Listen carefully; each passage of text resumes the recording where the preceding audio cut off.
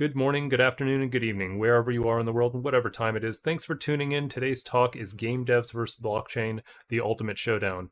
We have three speakers to discuss the current state of gaming and blockchain today, and before I introduce them, I quickly want to mention BlockJam. BlockJam is a 16-day online conference and hackathon starting on June 17th, and this is put on by Nervos Network to educate and excite traditional game developers about how blockchain can take their games to the next level. There's over $50,000 up for grabs for game developers to take part in the Game Jam Hackathon. Additionally, with the help of our partners, we'll be hosting talks and educational sessions from web and gaming experts around the world. Today we'll be starting with a bit of a preview from BlockJam by talking to three of our notable speakers who will be giving talks on June 18th and 19th. So without further ado, let me introduce, in no particular order, David Christensen, Ryan Noble, and Aaron Stanton. Ryan, would you mind going first and telling us a little bit about yourself? My name is Ryan. I work at a company called Chainsafe. So we build all sorts of weird and wonderful blockchain technology, and I'm on the team that's building a Unity SDK. So that's pretty exciting for me. I've been playing games to a questionable degree for a majority of my life. They made up most of the narratives growing up, so now the idea that I can contribute to that is quite satisfying. Spare time, I cook all sorts of weird and wonderful things, live and travel around in South Africa, and spend too much of my time in front of screens, I guess. Yeah, I think we all do that. And what was your favorite video game growing up? Jack and Daxter 2.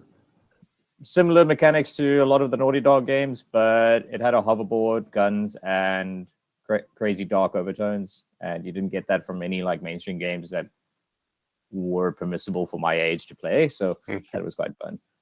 Yeah, well, it's definitely one of the classics for sure. So Aaron, you're next on my screen here, so why don't you go next? Yeah, sure. My name is Aaron Stanton. I've worked in the video game industry for most of my life in different capacities. Started off in video game journalism. Now, mostly what I work on is actually virtual reality, much more than blockchain. But part of the reason I'm part of this conversation, I think, is because I'm really interested and fascinated by all the things that have gone wrong with video game development in the last few years because of I'll put it at the feet of free to play and deployments that sort in the App Store, and the tools of blockchain to prevent that from happening again, or to kind of come back to to the truth of video games and making an aligning of game design and gamer intent back again. And so very, very interested in kind of the conversation that's evolving around blockchain right now. Great. Yeah, we definitely need to get back to the golden age. And tell us, what was your favorite video game growing up? So this is gonna date me actually, because my very so I grew up on a game called Dune 2. It's a real-time strategy game that came out prior to World of Warcraft or Command and Conquer or many of those guys.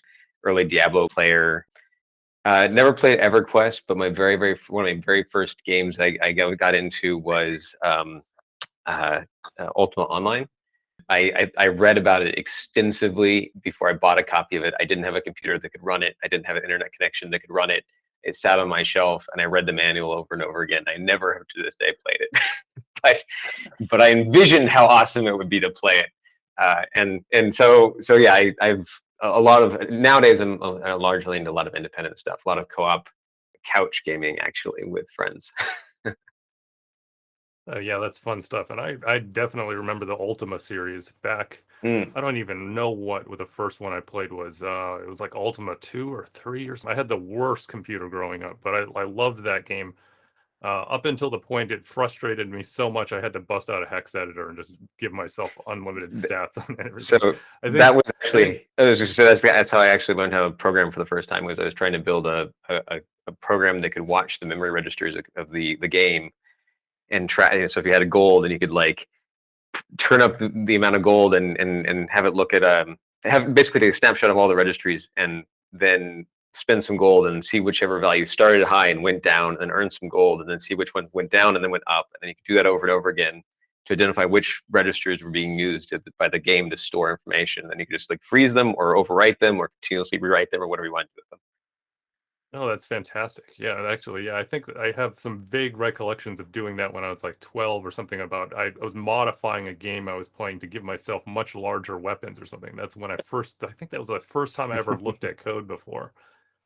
So anyway, let's keep moving on though. David, why don't you tell us a little bit about yourself and your favorite video game growing up? Yeah, let's talk about dating yourself with your favorite video game growing up. Maybe I'll tell you guys what my favorite game was in my 20s, so you won't realize how old I am. But on the Ultra Online topic, and just because you Hmm. guys appreciate this, I knew a guy, and this sort of speaks to where NFT. It's interesting that we're talking about NFTs and Web3 because this actually speaks to one of the values potentially of NFTs in gaming. I knew a guy who had an Ultima Online character that was fully maxed out. I think I want to say it was like level 60. I think might have been the cap in Ultima Hmm. Online. I can't remember exactly. Might have been 50, and he hadn't played the game in it was I don't know 2.5 or 3 years. But yet every month he'd make the 14.99 payment because he just couldn't Didn't bear want to let go of his could he stuff. bear to see that built up, be let go. So That's then pretty much my Audible subscription in a nutshell. yeah, exactly. So about me, I'm Dave Christensen. I'm with a company called MotorMeta. We're building vehicle-based games. We are trying desperately to incorporate Web3 without sort of taking away the fun of some of the elements that free-to-play Web2 gaming have sort of stood for a long time. And one of the things we're trying to do is ensure that any value that a player extracts from the game is a net sort of gain, right? So what they add to the game is greater than what they extract from the game, right? And that might not be, in one way it might be money, in another way it might be helping other players, and it might even be just playing the game. But we just want to make sure that it's not just an experience where someone is just extracting value from the game in one form or the other. So we're working on those tokenomics now, and I can't say it's easy. So, what Ryan's company is doing sounds interesting because there's definitely a balance there. I think one of the topics in today's conversation is about trying to find that balance and not turn off sort of traditional gamers. And then my favorite game growing up, I'll tell you, talk about aging myself. There was an amazing arcade game that you guys probably won't even know. It was called Crazy Climber, and it had two joysticks, right? That you would Mm. literally simulate climbing and there would be people throwing pots down at you and all sorts of things. It was really fun. And it was kind of like a fast-paced climbing game. Never so often someone would open a window and you'd slide down. It was yeah, it was a lot of fun. But it was an arcade game, so it was one of those things where you would kind of bring a roll of quarters and try to master the thing, but never could. Yeah, I think for anybody who's listening on the audio, all of us shook our head, I think, when about whether or not we knew that game or not. But But it sounds awesome. it wasn't even that popular of an arcade game, right? I mean, I'm Hmm. sure everyone's heard of like the most popular arcade games. This one wasn't. This one was hard to find. But when I Hmm. did, I was always, I'd be like, okay, here we go, time to unravel the roll of quarters because I'm going to spend them all on this game. Yeah, It's I'm very cool. actually while you were speaking there, I pulled it up on Google. I'm trying to find it. I found some pictures of it, and I have never ever heard of this game before. And I worked in an arcade for a while actually. We had a bunch of classics in there, but this is one, yeah, this is definitely a rare one. I've seen a lot of games before. I've never heard of this one. Yeah. Donkey Kong, like you guys have all heard of Donkey Kong, where it Mm. had some of the same elements where things were sort of dropping on your head and coming at you while you were trying to climb. But this one, they had, I don't know, I don't even know who built it. I'll have to look it up now after this call. Now you've got me curious as well. The only arcade game I ever played when it was quite a bit later, and it was Area 51, the laser shooter thing, and we used to get off a lunch at high school and go down to the arcade, and like I got really, really ridiculously good at that game. It it was not healthy. Well, definitely in arcade shooters, that was a little bit of a latecomer, and that's one of the best ones out there, I'd say. That one was a lot of fun too. We actually had that at the arcade I worked at. I miss arcades. Yeah, yeah, I do too. I do too. They were a lot of fun. A lot of there's something definitely different about the experience you have with friends and people in person when you're all in the room screaming at each other about the the game that you're Well, competing on. You don't get that's the that thing. same type of thing in online gaming. I think it's also quite relevant to the topic on hand, right? Because I think if you talk to people who've been gaming for a long time, there's a very different feel to gaming today than there was, say, gaming back then. Some good, some bad. And I think there's definitely been evolutions throughout the last 10 or 15 years on games. And I think that the blockchain conversation we're having right now is kind of the precipice of, or could be, depending on how we play it, the precipice of something really fun to play. The next business model shift, as well as the next incentive shift in games. Yeah, I completely agree with you there. I actually think that there's going to be somewhat of a reinvention here, that we're seeing a new dynamic come into play. Like, while I love what happened with arcades back in the day, there's Hmm. something that you have to realize: the gameplay itself was designed much differently than more modern Oh, games, absolutely. especially things on consoles, because there was like a formula of something. I forget it was. There's like 1 or 2 minutes you're supposed to get of gameplay per quarter, per credit, and they were all designed around this formula. And so the Hmm. games that we're seeing on consoles, they have much longer gameplay. They're very different games. But anyway, we need to actually get into the topics that we're supposed to talk about today. I feel like I could just keep going with you guys on this, completely off subject, but we do actually have 3 topics we're supposed to go through. So the first topic is, why do you think that the gaming industry has shown resistance to blockchain? And we'll roll that into number 2, which is, what is a practical way that you feel that blockchain can add value to game development? And then for part 3, if you had one parting message or piece of advice for game devs who haven't used or worked with blockchain before, what would it be? So David, you're first on my screen. So what is your viewpoint on this? Yeah, it's interesting. And I think we talked about this a little bit before. Before we got on this call, I was with a company called IGE years ago, and we were the largest secondary market for virtual assets outside of massively multiplayer online games. And gamers hated us, right? But it was a vocal minority, right? And we did all sorts of surveys, and we had third parties do independent surveys. And what we found was a third of gamers hated real world trading outside of games. A third used the services, and then a third just didn't care. And I don't know that those numbers align yet for Web3. I mean, I've seen the Game Developers Conference earlier this year. They did a survey, and it showed that 70% of developers are against using Web3 elements in their games. And so I think, and what you saw with real world trading and real money trading and sort of digital asset sales is you saw that first developers and publishers had to get their heads around it, and they had to build play mechanics around it, right? Because when a game's not built for real world trading, you can break the game with it. And Final Fantasy Online, the game was broken by real world trading. It truly was broken by it, right? And Axie Infinity, for example, fantastic business model. Really amazed by what they've done.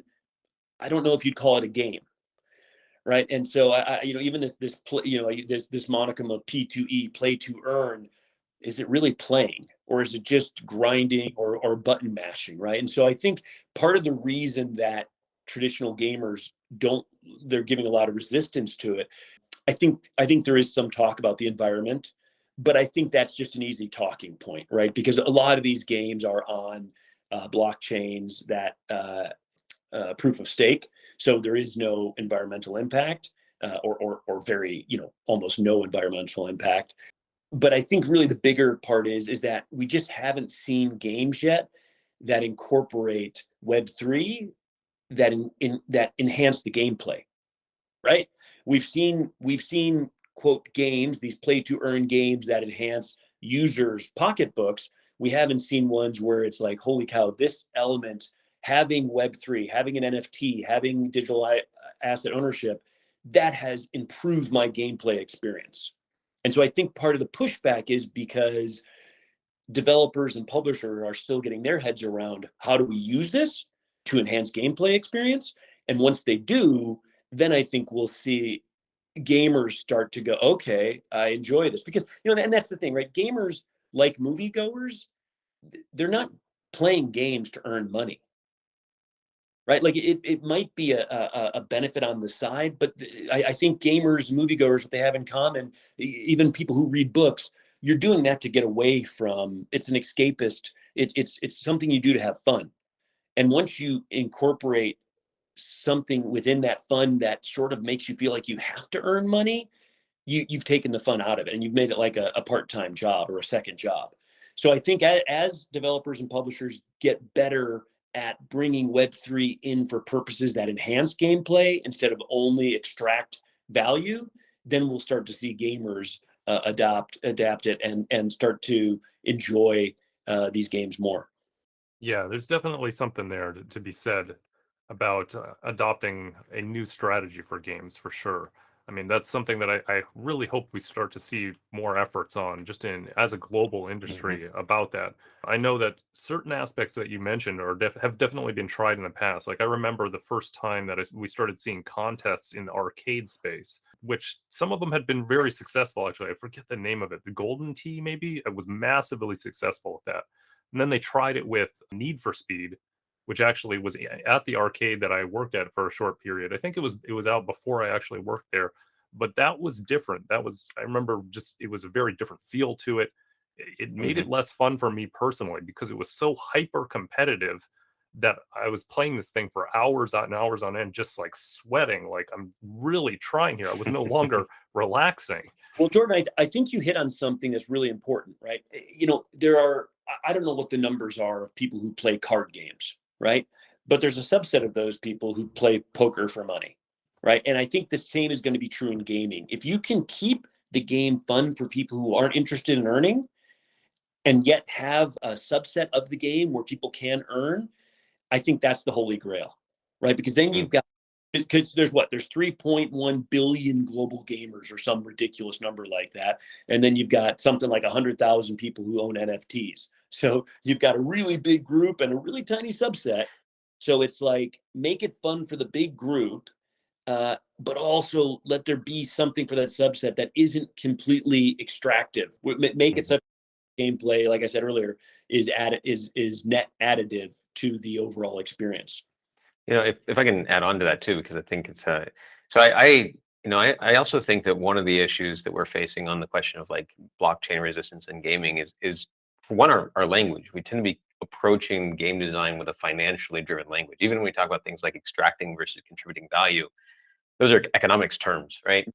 Which makes sense from what a lot of this kind of originates with. But I'm going to kind of throw in on top of that the same question of where I think things kind of, where the gaming industry is getting resistant to stuff. And I think it's because we've seen, I mentioned this earlier, that I think we've seen this before to some degree, or people think they're seeing something that's come before.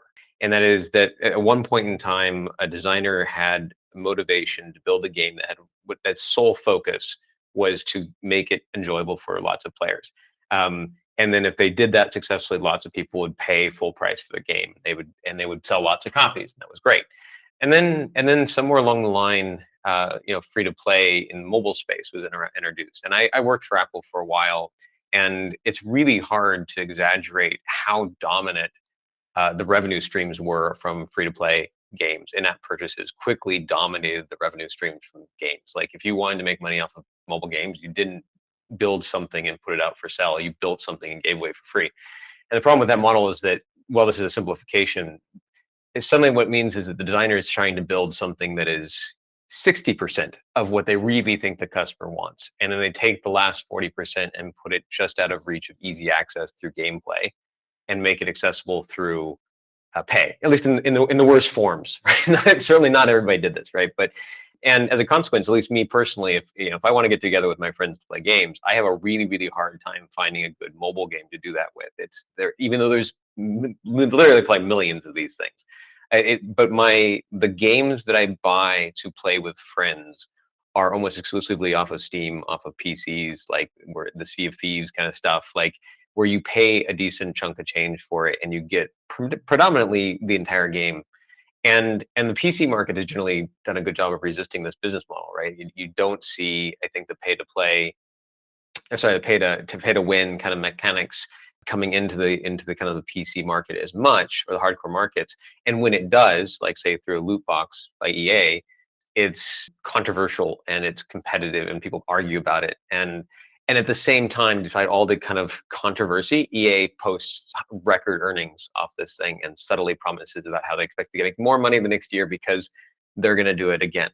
So I think that when we show up with these financial terminology and the play to earn kind of thing is front and center and why people play the game, people are worried that same thing is there's just another approach of that same mechanic making its way into the gaming core that they love, right? Everybody's terrified of the idea that the games that they grew up with, their properties are going to be purchased by the wrong people and suddenly see bad game mechanics in them. I mean, I think there's a whole antidote to that in blockchain as well. That I think that but I think that's why people are scared of it, is because they think that they've seen this before. And I think that they haven't necessarily, that there is a whole set of things going on in blockchain right now, and that could potentially be the opposite of that, which is that it realigns the developers. The more people play my game, the more I can potentially earn money. Therefore, I should build the best game possible. And so it's a returning to alignment of incentives between the designer and the gamer. And if we can get people to think of it that way, if we can define the rules for ourselves how to make those games that way, I think we can kind of chart our way back towards kind of the pure gaming. Yeah, like just to add to that, perception that comes with blockchain and gaming, like a lot, the second you start mentioning anything about payments in a game, people think microtransactions, and the second they think microtransactions, they think they'll be at like a good point in the game, and then suddenly a pay gate comes up. We've seen this issue before. I mean, take Diablo. Diablo 3's marketplace was almost a case study in what can go wrong. But then even recently, like Diablo Eternal, to max out your character, it's $100,000. Now that could also be 3 high-tier really? What? I had no. That's yes, yeah. Please, I'm curious to know what that like. Is that something that's calculated out? Apparently, to get maximum gems for every gem thing you can get for your character, that would equate to $100,000. Wow. And I mean, and this is part of the I love Diablo. I don't want Diablo to be going down that pathway. Yeah, it's sure, it's on mobile, and by extension, like it's what you're talking about. It's a corruption of mobile games. It's kind of like because you also need experts who build these games, and the experts are typically captured by the companies that have these sort of design models. So a lot of the time, when people are concerned about hearing the word blockchain near a game that they are potentially interested in, is that it gives this impression that either everyone at the company is only doing it for money, or that they've been captured by corporate leaders that are forcing them towards money-making things. Like when it comes to play to earn, for example, everyone thinks of designing this like economic system that then you drape a game over.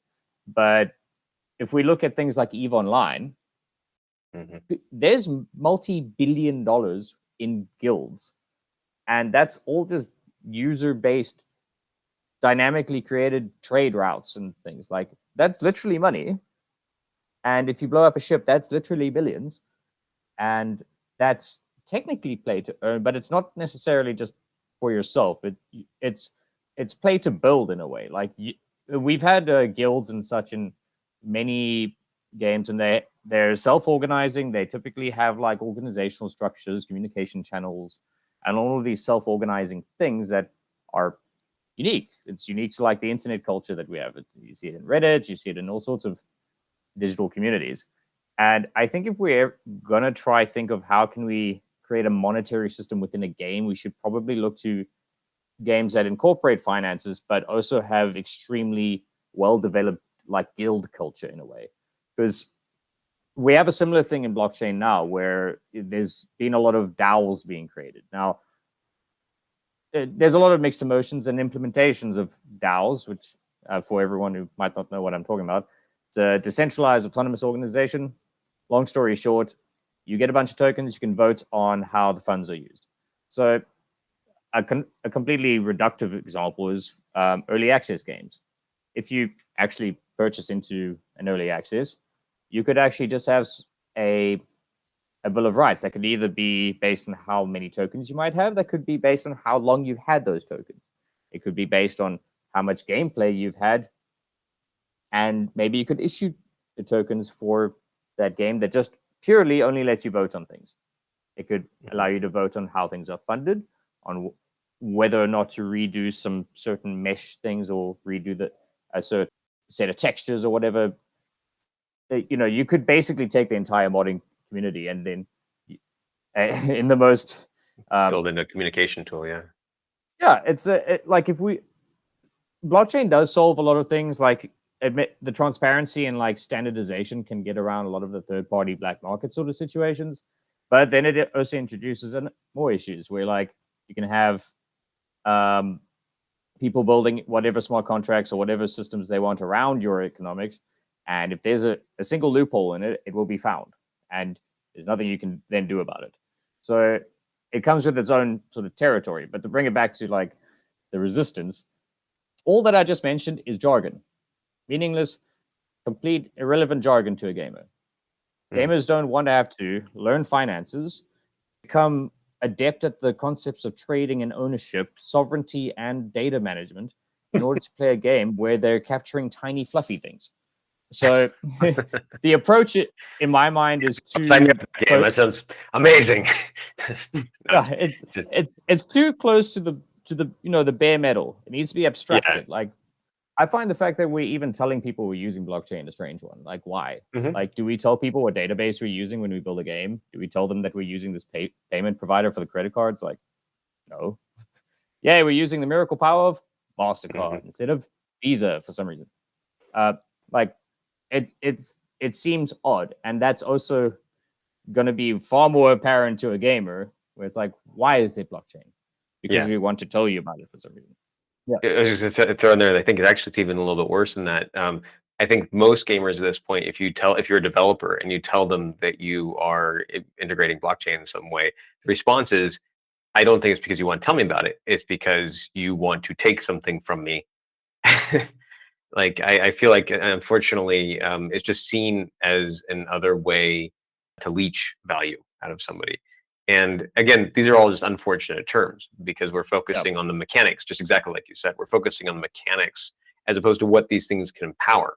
Said one way, it can sound very negatively. Said another way, these are things that contribute, that make it so that the game could cost less because you are able to kind of contribute to the ecosystem in ways that are different than the traditional ways of just paying.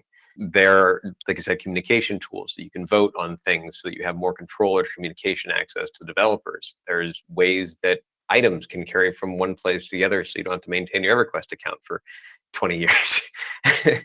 But we don't talk about those sort of things. We talk about things like tokens and alternative forms of documentation, essentially. To basically reiterate a bit of what you said there, it's always down to language. A lot of blockchain has been associated with the bad parts of trading and micropayments when it comes to gaming. But Web3 functionally there should be room within the language we use to change it to being an experimental technology. Like what David's doing with his game. You have the main area within which you can play, but if you really want to be like on the weeder edge of what they're tinkering with, you can then try out this new Web3 thing. It's not like a blocker. It's just that they're tinkering with stuff as game devs, like working on some innovation because that's actually why people build things. Like, if we could switch the narrative somewhat to it being an experimental thing to develop newer kinds of games rather than a new way to fund them. Like, there's a lot of the problem is when you start bringing in a lot of the discussions from blockchain, a lot of that is business based. How do we finance a product or company? A lot of the language and a lot of what you will hear if you try to learn about blockchain isn't geared the same way as it would be for creating a game. You're creating an experience. You're not creating a business. The one before the other. That being said, I have never worked professionally on a game, so I think it's there's I think that this is going to be an accurate statement, but I may have wrong. Whenever reading an article somewhere along that Steve Jobs, one of Steve Jobs' favorite books was The Innovator's Dilemma, and one of Tim Cook's favorite books was a book called Competing Against Time. And The Innovator's Dilemma, if you're familiar with it, is basically about product disruption and consumer-based product disruption specifically. And Competing Against Time is about business model disruptions, using the speed to market as a way to be a competitive advantage. And in the context of game design, I think that the blockchain stuff tends to be a disruption of the business model, just in the same way that free to play was a disruption of business models back in the day. It's not fun necessarily to talk about, but people have also become wary because of the outcome of the last business disruption didn't necessarily have an outcome that I think a lot of the gamers are happy with. They're wary of these sort of things. We are much more used to in the gaming industry talking about product and consumer disruption, right? What does VR bring to the market? What does mobile bring to the market in terms of feature sets for a player? What is enabled by Pokemon Go because you can carry it around with you that you can't with a console and things like this. And so I think that we're literally approaching and coming into a space where people get excited about features that make the games better, and they get wary of things that in the past has taken away from the experience or created conflict-free experience between the design and the game player. And so yeah, and I'm, by the way, super scared about that too. Like, if I were to sit down and come up with a list of things I did not want to see happen, I could come up with a list of all the things that could go wrong. The difference is that I think that blockchain, unlike free to play, has a bunch of ways where it could go really, really right on the opposite side. I think we've sort of segued into the next topic pretty nicely on that, because I do think one of the things you have to ask yourself is, why are we putting blockchain in the game? If it's only business model related, right? Well, most of the things you can probably do in existing business models, right? So you have to figure out a creative way for, like I said earlier, Axie Infinity is an amazing business model. I don't want to necessarily call it an amazing game, right? But imagine the group that figures out how to merge Rocket League and Axie Infinity. You know, you'll have a company that rules the world. Yeah, that would be extremely exciting. Though, I guess I do want to say that, despite all I just said, I think the lesson of the free-to-play model was that the business model has the power to be incredibly disruptive to what we think of. Like, I feel like in my recent years, the spectrum of gaming that I consider to be good gaming has shrunk and shrunk and shrunk, while the gaming industry has grown. Feel free to disagree, right? But because I see at least one skeptical expression. No, I'm on board with that. Yeah. Aaron, you know what I think part of the problem is that, all right, here's a silver medal cup, right? I think a lot of times what happened was, especially with free-to-play games, I, as a business person, would walk into the room of devs and go, figure out how to sell as many of these silver cups as you can, right? Instead of saying, hey, we have to have silver cups in the game, figure out how those can be consumed in a fun way.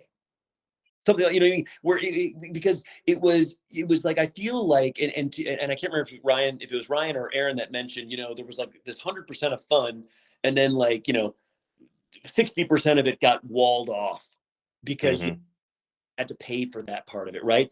I felt, and I think you guys were onto something when you said it used to be you just built a game to be as fun as possible because somebody was going to pay $50 or $60 for it, right? Whereas when that changed, it was like, hey, go sell me these silver cups or gem, gold, or whatever, fill in the blank, as opposed to saying, hey, yes, we're going to make money off of this, but figure out the way to make it fun to make money.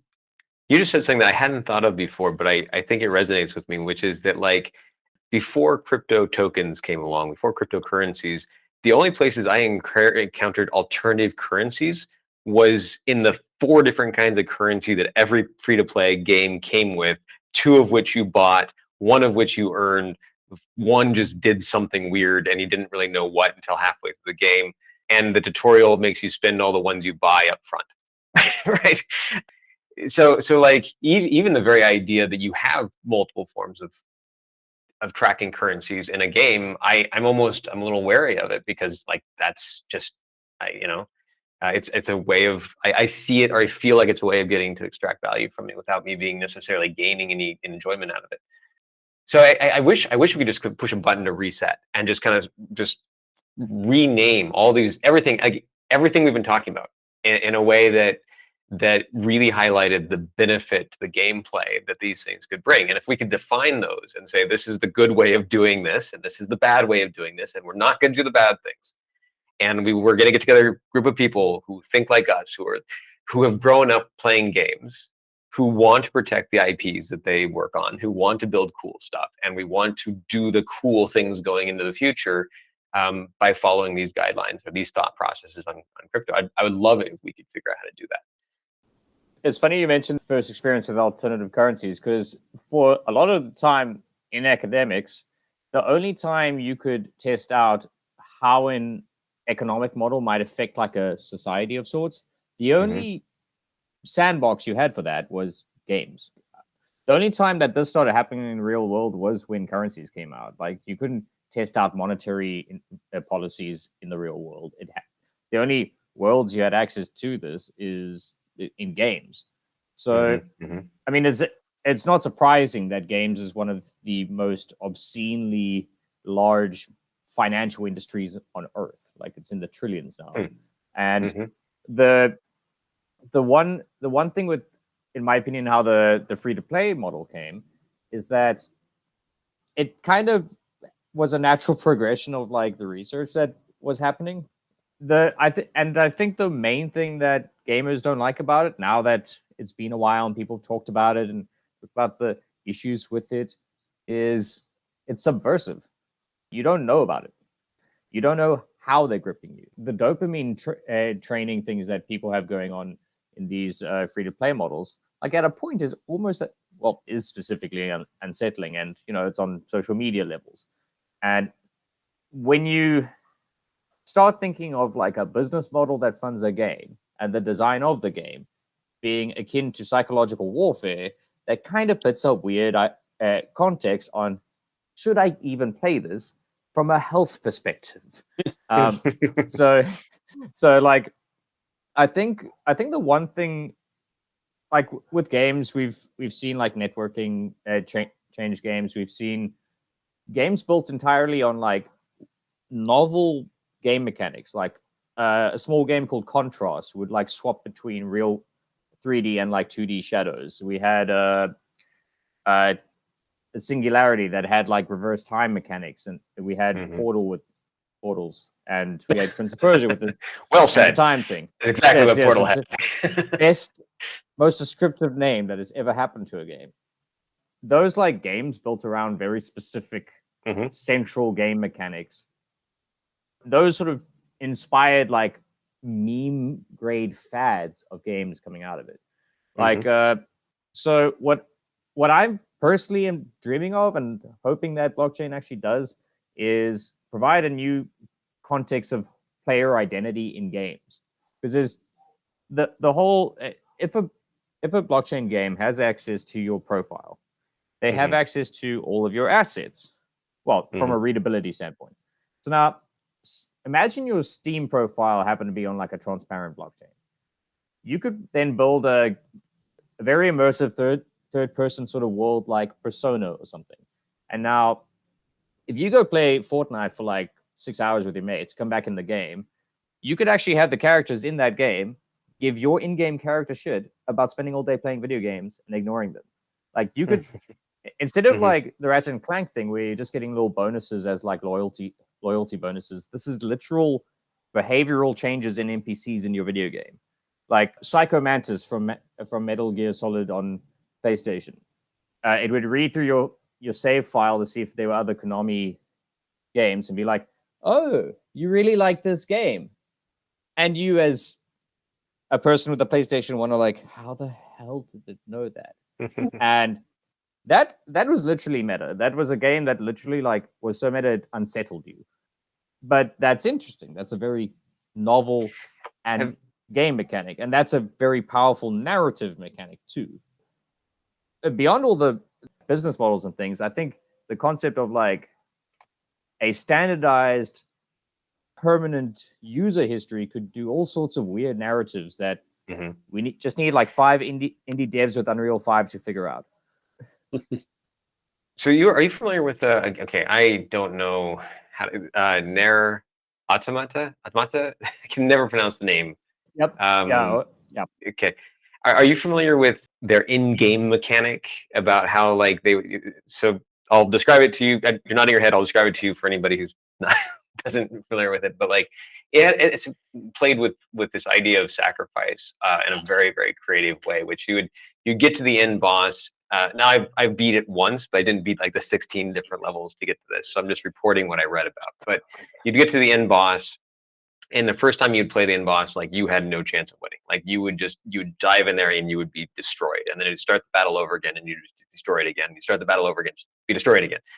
And then after a little while, the message pops up saying that other players have contributed to your game. And then the next time you go into fight, you have these little other players somehow participating as well, and each one of them is with a name on it of another player, and they're not real players in the sense that they're live, but they're asynchronous kind of save profiles. And every time one of them gets blown up, the little message appears that says player blah blah blah is lost forever. So then you beat the game. You can't beat the game without the help of these players. You beat the game, and at the end it comes up with a choice, and it says you can either save your save, which you've now spent 150 hours putting together, or you can choose to contribute your save to somebody else. It will delete the save from your computer. You'll lose all your items, all your record for it. Your save gets saved in the cloud, and then it will show up and contribute to somebody else's fight. And when it dies in that fight, it's deleted and lost forever. And so the entire formation of the game is based on the idea of, would somebody be helpful to somebody if they were truly altruistic, to giving up their hundreds of hours of work to somebody they will never know, never receive benefit from, and yet they got there because somebody else contributed to them. And so like the idea of permanent ownership of digital items like NFTs and things like this that can cross, and I think that you can't have concepts like the metaverse and stuff like this without that as being a kind of integral part of it. Like suddenly you can do some really, really interesting things with digital objects that we actually value. And so, yeah, when you said that, it just kind of makes me think of that sort of stuff, and I love that sort of metaphysical. Aaron, what was the name of that game? Yeah, Nier Automata.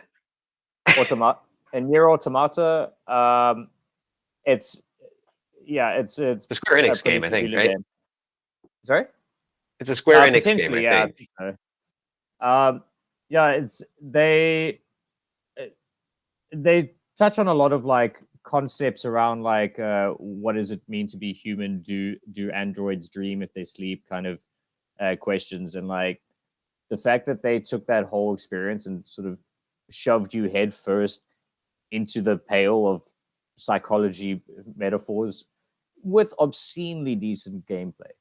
But it has such a cult following because we're never entirely sure if we've got all of it. Like there's 16 endings, but we don't know if like one of them only happens if like the date format in binary happens to look like a set of braille things. Like we don't know. So games that have these like unique and truly creative novel ideas built around like minor concepts do have the chance of like redefining the way we even look at games. I mean, like that took the hero's journey, typical story of like how one writes a narrative, and completely tore it to shreds. You have, I mean, that's just from a narrative standpoint. One example, just as like a mental model for like what assets from blockchain can do, is like if I buy a dragon in a game and I go then play a car, I could then maybe, if the developers also like that other game, they could actually be like, oh, they got one of those dragons.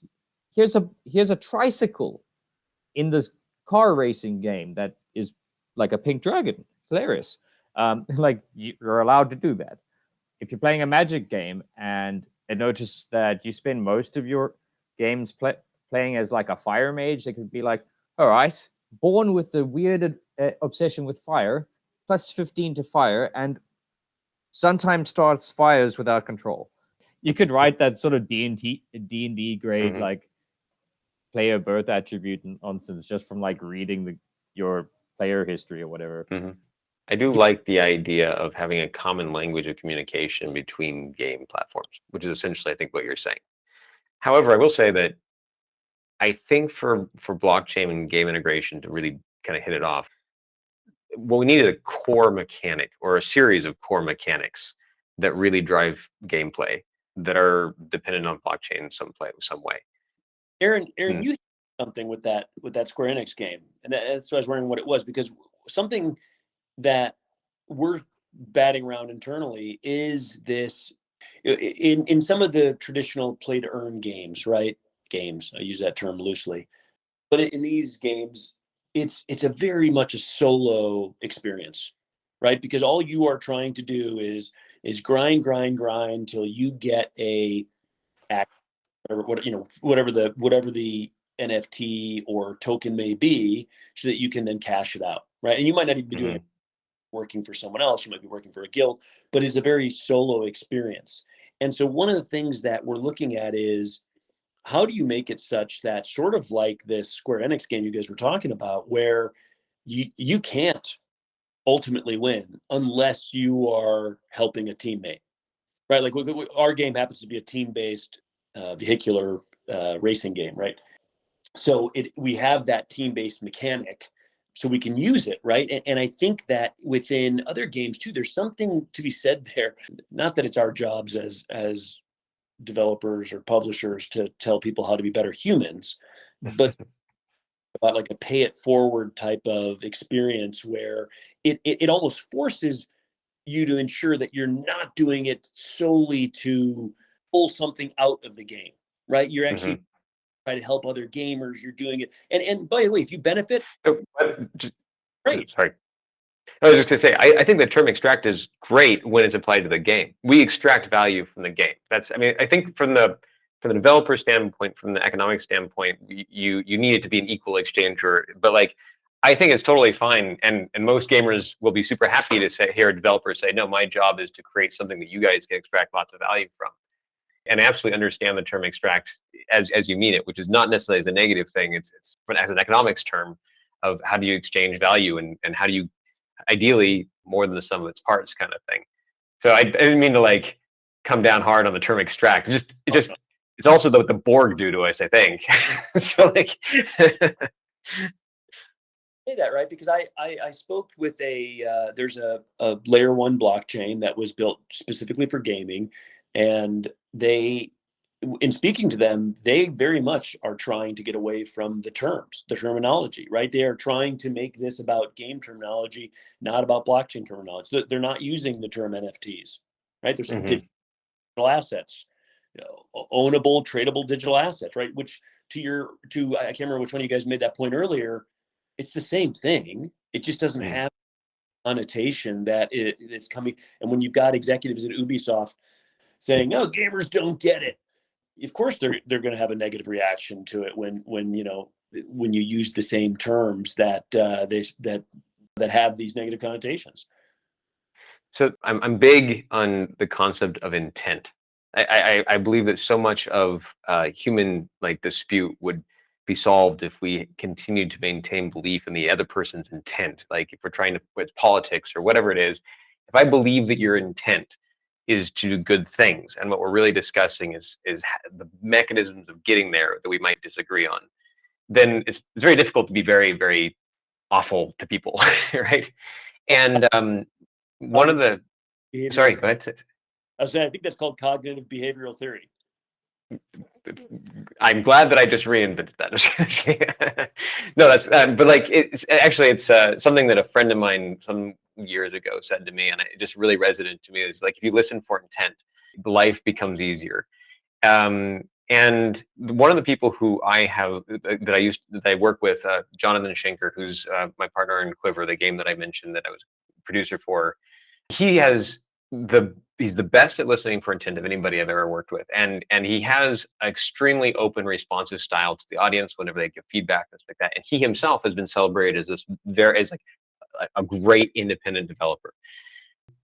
I wonder if so much of our conversation around blockchain and stuff like this is that as soon as you are a developer who introduces these things from the standpoint of finances, the gamer starts questioning your intent.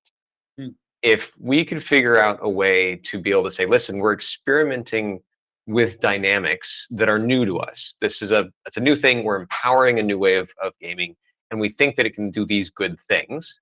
And our intent is to produce the games that you love that don't feel like you're shrinking your world of good games, but you're growing it again. And I keep asking myself kind of questions of like, how do we get back that intent? Because if EA comes out and says they're integrating NFTs, well, which they have, right? But people are not super excited about this because nobody trusts the intent of what EA. They think the intent is to make more money from the audience, whether it's true or not. Which it has to be for a public company, right? I mean, I'm a little bit. Yeah, I kind of push back that on a little bit that you do have to protect your shareholder interest, of course, right? But the best way to do that as a game company may not be to piss off all of your audience and make them think that your intent is to. There's other ways to provide value to your shareholders in the long term. And I guess that's probably one of the sad parts of this. That probably there's a bunch of people who work at EA who are passionate, hardcore gamers who grew up with the exact same stuff, and just they don't have the tools internally to offer another solution, right? You can't go to your shareholder and be like, if we do this thing and we are a good actor and don't do these things that everybody dislikes, we will make more money. And if you could say that, then EA would stop doing those things, because I have a belief that for a lot of people at like a lot of everybody in the game industry got in there for a reason, and probably because they really love what they do. And if we could figure out how to tie positive intent towards games to the experimentation of blockchain, that simply stating that we are setting out to use these new tools in a way that enhances the feature set. So that if somebody says, yeah, I'm a developer and I'm working to integrate blockchain, and somebody's like, wow, that's really cool, I'm looking forward to that feature when it's ready. I mean, yeah, I wonder how much of what we're trying to do is just to reassure people that what we're doing is that we are gamers and developers who want to produce the greatest, best games possible, the ones we want to have played when we were kids and now, and then we're not compromising that by including blockchain. We are exploring ways of accomplishing that. So it's an interesting thing that you bring up intent with all this, because one of the main things you see when like a smaller game comes up with like a new innovative thing. So there were these indie games that made like roguelike games. From a standpoint of being like a dev, you know, your experience is somewhat limited by how far they go, but that's also a novel game play mechanic. Fast forward a little bit, and we got games like Deathloop and The Outer Wilds, and Outer Wilds was notably quite indie, but you can kind of think of those new game mechanics as like memes spreading it away. You can't, unless you deliberately make a nod to another game, you can't really like reference other games, you know, directly. There's not that in the medium itself, there's not that much communication about the games around it. So in becoming a blockchain dev, I ended up on Twitter for work. It turns out that's a hilarious meme-powered way to learn about blockchain. It's great, but one of the it's the ends justify the memes. And one idea I had with the games is if we wanted to showcase, say, the standardized player state and asset state, I don't think one game is going to showcase that. I think like a horde of games is going to do that. So say you're playing David's racing game, right? And you guys get certain achievements, or maybe you played on St. Paddy's Day for some reason. An entire another studio could be like, we're going to hide some Easter eggs based on what you did in the game and not even tell anyone about it. Slowly, if you have like 5 or 10 games Easter egging each other, you link up like a necessity to buy a racing game. Then this JRPG that's about cats in medieval times. And then like you're playing this other like Mortal Kombat-esque game. And simply by playing all these like technically detached games, you start seeing things change in these other games because they're on the same network. So on one way, that makes gamers incentivized to play other games, but also, and I don't know what this would do because I'm not in the industry, but it also makes other game studios start essentially memeing at each other in their own games. Like you can release an update and see if anyone's playing like the latest God of War, and then like anyone who isn't, you could give them like a party hat for like, you know, not joining the hype train or whatever. Yeah, have you ever read Ready Player One or seen the movie? Seen the movie, haven't read the book. Okay, I would recommend the other way around, but it has a great. I mean, it has a good example of, and what I think probably when Mark Zuckerberg stands on the stage and says we are going to build the metaverse and there's going to be potentially NFT support, I kind of imagine that it has to be somewhat like that, which is like where you can be in the DeLorean from Back to the Future on a racetrack, and then you go somewhere else and you have the BFG from Doom, and these things that you collect kind of carry with you from universe to universe. We're all living in one world, because I mean that's essentially how the real world works, right? I'm at work and I have something and I can carry it home with me and I can use it there. What I own, and has utility and purpose in other places. Like I think all that sort of stuff's really very cool. Like it has a lot of potential.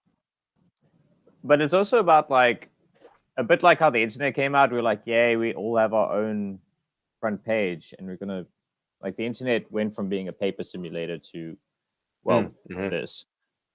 I think like if we're gonna try to develop this new like open space, like the internet is functionally an open space where you're accessed through companies, so to speak, but no one can like dictate on a global scale how the internet works. So if we're gonna try figure out how like a game network where there's communication, reference, permanence, identity, all that sort of things, I think like detached game companies and like actual games themselves need to like sort of start deliberately creating those connections, and they can do that through like the user's account. If it's an EVM one, for example, you could be playing on like a proof of stake network, but then you could check if this person is like an OG CryptoKitty holder from like the main chain, and if they are, you could give them like a cat mount. I don't know, like. Yeah, but I also like. Sorry, I didn't mean to cut you off. I was just also going to say that, like, I really like access to creators or access to things based upon something you've owned. So being able to find Easter eggs where you open a tomb in the dungeon that happens to lead to something because you also have an item in another game. I like the added value of being able, and I love Easter eggs. I love it when games break the third wall. Like I love clicking on the little guy in World of Warcraft and he's like, "Stop poking me!" Like I love it when a game acknowledges the bigger universe out there. Yeah, it's because it's also like the game devs know what you were doing, and yes.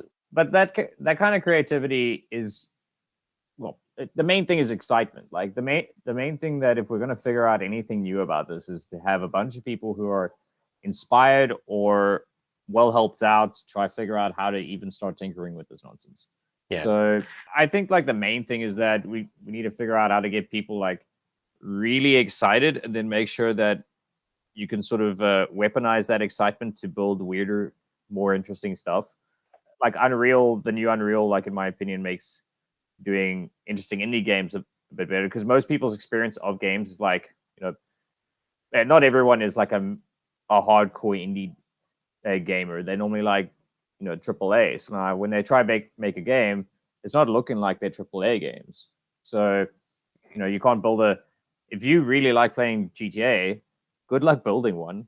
But now, like, as new tools come out, it makes, right, you know, working on what you're actually wanting to build like a bit better. So as long as we can like make the tools a bit more accessible and usable, and like make sure, tools like, are that will foster the whole innovative space of this nonsense.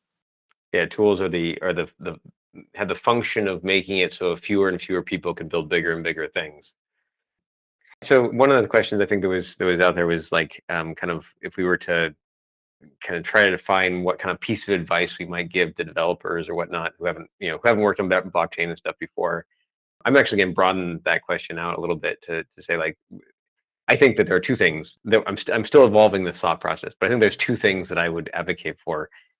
One is sitting down and figuring out some really, really good core game mechanics that are central to gameplay, that are enjoyable, that are based on blockchain. So figure out what it is, the mechanic that made Final Fantasy great, or Mario Brothers great, or any other game that's iconic, Zelda great. Are there similar sort of central mechanics that require blockchain as a feature, that you could describe the feature to somebody and they'd be like, that's really, really cool. And then you say, yes, and we're also doing that through blockchain. That's one. And I don't know what that list yet is, but I think it's out there. And I think if we could start building that library of mechanics, I think it would be really powerful. The second one is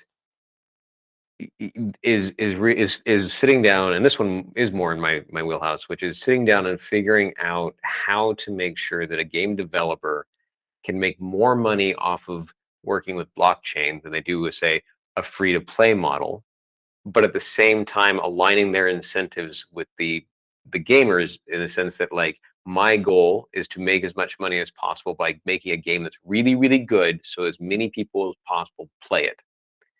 And which is the classic incentive that you want for somebody to make a good game that doesn't feel like it's kind of constantly taking from you. And if we can figure out that model, and that is more successful financially and more fun for players, it will sweep all the negative things that we think of as in the free-to-play models. It will sweep those aside and replace them with something that I think is universally better for everybody. And then we don't have these controversies around whether or not of intent. We don't have these controversies of intent. The game developer is building something. He only has one goal, which is to make the best game possible. He's never, for lack of a better term, there's never a suit standing over their shoulder saying, you don't do that because we're going to charge them extra for it, I guess. So those are my two things, I think. Yeah, and I think on that point, and I mentioned earlier, is you got to ask yourself as a dev, am I doing this just so I can say it's on blockchain, or just so I can say I'm in Web3, right? Like, if it's something that you could do, you could have done before on Web 2, then figure out if it's necessary, right? Mm-hmm. Don't sexy, or don't just do it because you think it's going to make you, or not, because it may not. But figure out the why. Figure out how the technology can actually help you to make it a better feature. I agree with that. Like, if you can do it with a relational database, do it with a relational database. Yeah, like, at the end of the day, what you should be attempting to do is make the experience you want. I think you find this a lot when people are getting into blockchain, that people are trying to align up with everything they perceive the ideology to be. Like, they think 100% decentralized, 100% this, 100% that. It's like, when it comes to building a solution, you use as much as is necessary. You don't need to be 100% decentralized to make a good game. I mean, it is good when you're dealing with financial things, but 100% decentralized for a video game is probably not as necessary. If all we're trying to do is make standardized transparency, sweet, just use that. You don't have to go and, like, make sure that you've now worked out how elliptical curves work out. Like, just figure out what you need to do, well, what you want to happen, and just see what parts might you need. Like, you might not even need to do, like, you might use only the blockchain accounts, because then you don't need to deal with, like, email or whatever, and then they just sign a message and then they log in. It's like, sick. All I need to do is prove that this is that user. Sick. That's great. Yeah, so I think, like, the main thing is just start small, figure out what cool, weird thing you might want, and just reach out to any company you think might be doing anything similar. Like, off the top, like, that's how I got into this industry. I literally just went to a meetup, spoke to a bunch of people who used words I didn't understand, and now I'm here. and you've read a lot of memes too. Like, several memes, in fact. Several of my colleagues and friends have, in their career, been memetic engineers formally. And I love that that's what the world we live in right now. I've never heard that term. That's a great term, actually. It's fantastic. It's but you see, like, these memes of, like, game mechanics make other games that have that. You find the same thing in blockchain. It's like, right, everyone's doing automated market makers, right? There was a season in blockchain where all the projects were food-based. Sushi swap, burger swap. It was like 3 months of just food stuff. But yeah, I'm rambling again. So, Well, no, this has been great, guys. I mean, like, we could probably take this conversation for a couple more hours pretty easily, but we are out of time today, though, so we really need to wrap things up here. I mean, if you guys want to each give me like a quick URL or plug something before you go here, how can people follow you? I'll mention the game jam, how we get everybody else on that, and when you guys will be speaking afterwards. But first, why don't you go first, David? Tell us, where can we find you? Sure. MotorMeta.io is our game. You can connect with me on Telegram at DDC 1130. Okay, Ryan, how about you? so I got a bit of an obscure Twitter name, but you'll find me on every platform. It's RYRY79261, or just reach out to literally anyone at Chainsafe and you'll find me there. You want to use our SDK, same story, find either me or Chainsafe. And we have a Discord, so you can come complain. We got a bunch of tutorials, and you can speak to all of us directly about literally anything. So, yeah. Okay. Yeah, so vrhealth.institute. I'm the director of the VR Institute of Health and Exercise. Probably finding me on LinkedIn through, like, say, Empathy Ventures, which is my investment firm, or yeah, just email me, ar.stanton@aaronstanton.com, if there's somebody who wants to chat with me. And I always enjoy talking to people who are passionate about things I'm passionate about. So Thanks, guys. So anyway, David, Ryan, and Aaron will all be back for some speaks during the Global BlockJam convention that we're having. For more information on that, go to globalblockjam.com and you'll learn about all the topics we're going to be discussing. And also for builders that want to participate, we have the Game Jam Hackathon, which will start right after on June 20th. So all info and signups all there on globalblockjam.com. So I want to thank you, the three of you. This has been a really great conversation, and I'm really looking forward to speaking with you guys again on BlockJam. I know there's going to be some really great talks lined up, and I want to continue all this conversation. I've learned a tremendous amount today, and we're going to be doing the full thing during the convention. All right, thanks, guys. Thanks a lot. thank you very much. Take it easy, guys. Great to meet you all. Good meeting you guys. Talk to you See you in a later. couple weeks. Bye.